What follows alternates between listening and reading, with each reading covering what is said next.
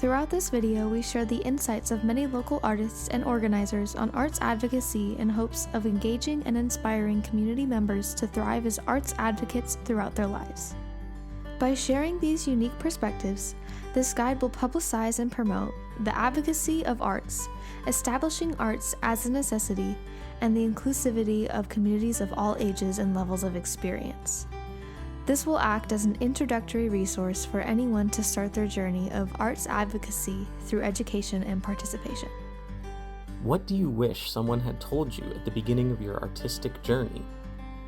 I wish someone would have told me that art doesn't have to be grand and amazing and what you see on TV or what you see in magazines or what you see out there. Art can be anywhere and everywhere and in everybody. See rest and restoration as essential to liberation work. Decolonize your mind as soon as you can understand the concept of colonization. Never be slowed down by those who have yet to wake up from their lethargic state of mind. Along with your love, your anger is necessary and beautiful. What are some ways that people with less time, fewer resources, and mobility issues can advocate for the arts? Art advocacy is really about making room for art experiences in our lives. It can be participatory and it can be collaborative. Creating a collective of artists and enthusiasts provides an opportunity for advocacy by bringing multiple skill sets together.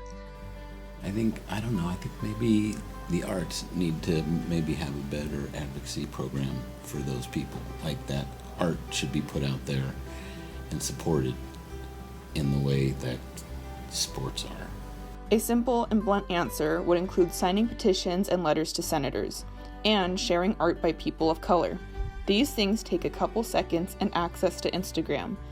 If you don't have time but do have money to spare, consider donating to international artists who can't make money right now because of visa limitations. Why is art a necessity?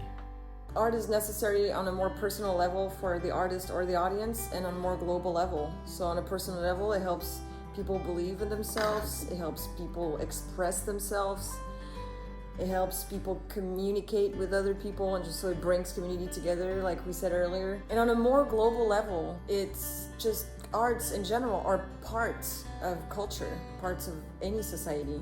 So it's a necessity.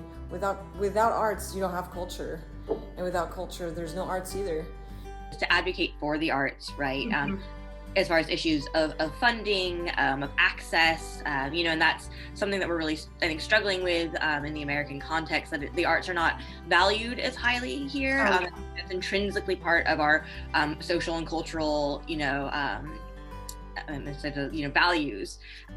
So then there's within the arts itself, and how do we use arts as a way to advocate for other issues, other things, and then also, for ourselves. So ideas of, gender equity, of like racial and ethnic representation, of, queer representation, right? Like, how do we diversify the arts? How do we use the arts as a tool to change different things?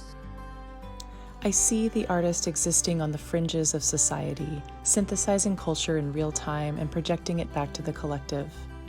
Not unlike a soothsayer, the artist enacts their capacity to see, process, and communicate information for the betterment of society.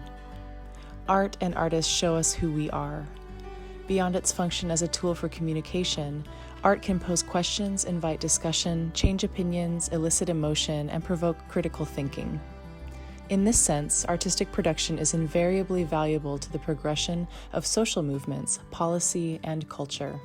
Arts advocacy is so important because it legitimizes and supports the labor of creatives.